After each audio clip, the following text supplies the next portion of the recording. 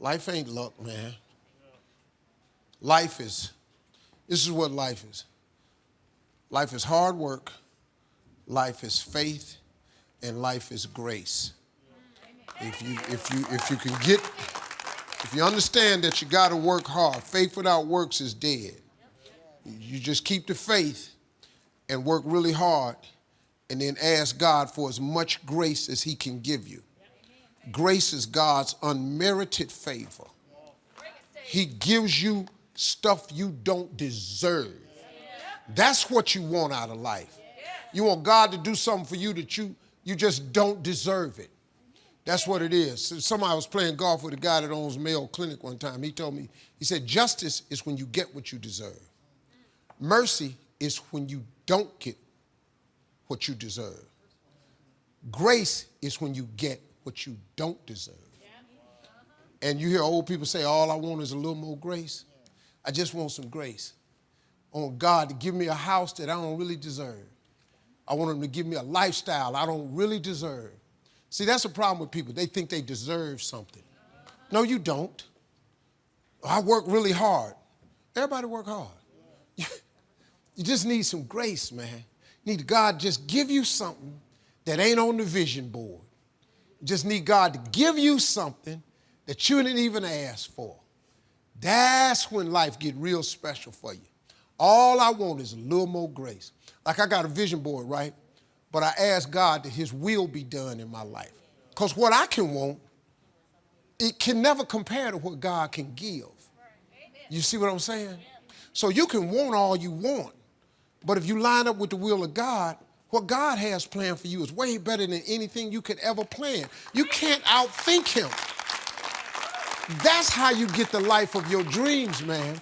You set your goals and your aspirations, but then you leave the open end to your thy will be done on earth as it is in, it's the Lord's Prayer. Yes.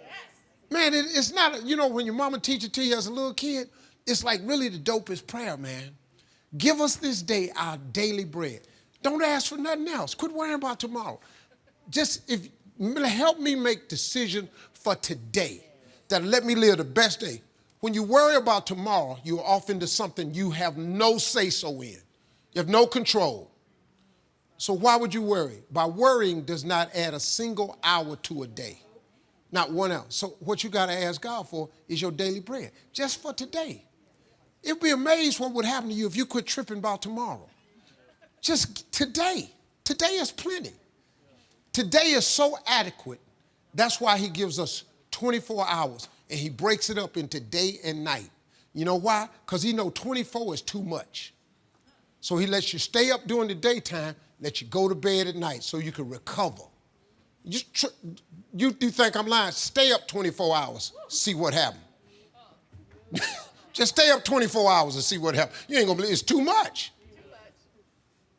That's a real, people they write books about success, and people kill me when they write about success, but they don't tell people about God.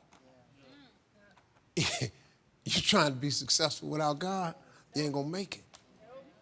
You can try, but you're not gonna make it. You might make it a little way, but you can't stay there. It's not sustainable. You have to have faith, man. And I was talking the other day, and a lady not this year, but a lady in the crowd said, I don't believe in God. Okay, well. Clear it out, please. I didn't know you was coming, so.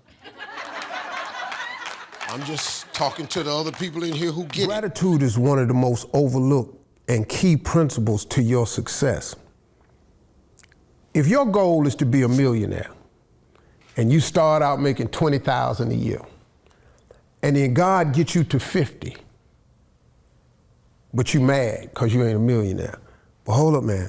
Do you not remember that just a minute ago you didn't have but 20?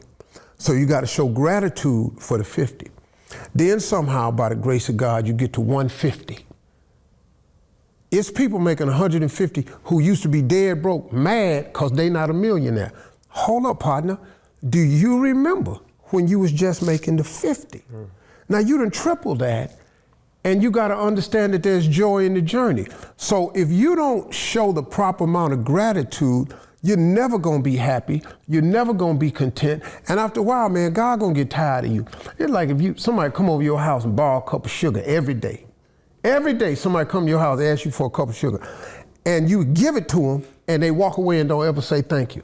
How many times can this cat come to your house and get this sugar without saying thank you to you before you as a human being go, yo, my man, you come here every day and I give you this cup of sugar. You ain't said thank you one time. Don't come by here no more. But through God's grace and mercy, he allowed us to keep coming back. But suppose you were grateful though. Maybe one time you go to God and ask for another 150 and he give you 500 because you didn't show gratitude. Maybe sometimes when the guy that kept coming by your house asking for the cup of sugar, if he would show gratitude, maybe you go, hey man, here go a 5-pound sack of sugar. That way you ain't got to come back tomorrow. But if you never show the gratitude, you never become the recipient of the grace. And the grace is to what you need on top of that helps you get to the next level and take you place. My wife asked me the other day, because I just turned 65, right? And I was talking to my wife and I said, baby, I was just kind of got a little throwed off a little bit, because even I'm human, you know, I got a little throwed off. I said, baby, I just turned 65 and I really was wanting a little bit more to be popped off by now. She said, wait a minute, hold up, Steve. Wait a minute, hold up. She said, wait a minute, let me ask you something. When you was 30, where did you see yourself at 65? I said, well, I ain't see this. She said, exactly. She said, so you can want all you want, but you need to go outside and just drive around and go get in some of your cars and see how you fly and just take a look around, and I think you'll be all right. And I went on and sat down. Go sit down.